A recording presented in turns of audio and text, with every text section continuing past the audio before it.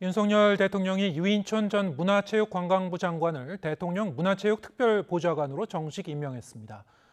장관급 MB정부 인사에 귀환을 놓고 정치권의 평가는 엇갈렸습니다. 박기환 기자가 보도합니다.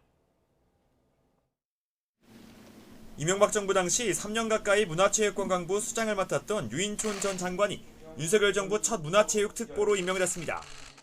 윤석열 대통령은 유특보에게 위촉장을 수여한 뒤 2시간에 걸쳐 오찬도 함께했습니다. 윤 대통령이 이른바 2년 부처 가운데 하나로 문체부를 콕 집었다고 알려진 상황에서 힘을 실어준 것이란 해석이 나왔습니다. MB정부 문화예술정책을 관장했던 유인촌 특보의 귀환을 놓고 당장 야당은 날을 세웠습니다. 문학의 블랙리스트가 재등장할 수 있다고 주장하며 박보균 장관을 허수아비로 만들려는 것이냐고 거세게 몰아붙였습니다. 무소불위에 이 권력을 휘두르고 문화예술계를 엉망으로 만들었던 유인촌 전 장관을 문화체육특별보좌관으로 임명했습니다. 박보균 장관을 사실상 허수아비 장관으로 만드는 것은 아닌지. 네, 그렇게 생각하지 않습니다. 동의할 수 없습니다. 유특보가 연기자로서 현장 경험과 장관으로서 전문성을 갖췄다고 엄호해온 국민의힘은 문체부 지원을 받은 단체 등의 정치적 편향성을 문제 삼으며 역공을 폈습니다. 민간단체가 벌인 대북 사업이 제대로 감독조차 되지 않았다고 맹공을 퍼부었습니다. 대북 반출 어떤 승인 조건인 현장 모니터링이 전혀 되어 있지 않다는 겁니다.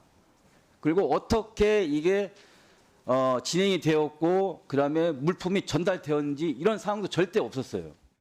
공방의 불씨는 문체부가 원전오염수 관련 가짜뉴스 대응 자문단을 운영하는 문제로 옮겨붙었습니다.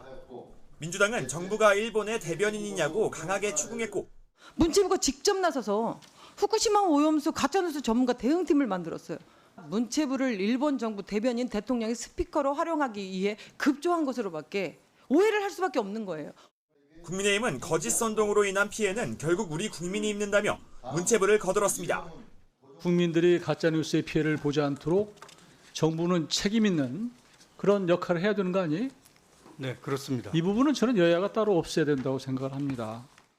유인촌 특보를 둘러싼 정치권의 공방은 윤석열 정부의 문화예술 정책 방향에 대한 여야의 시각차와도 맥이 닿아있습니다.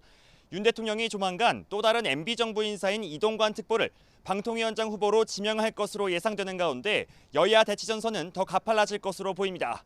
YTN 박견입니다.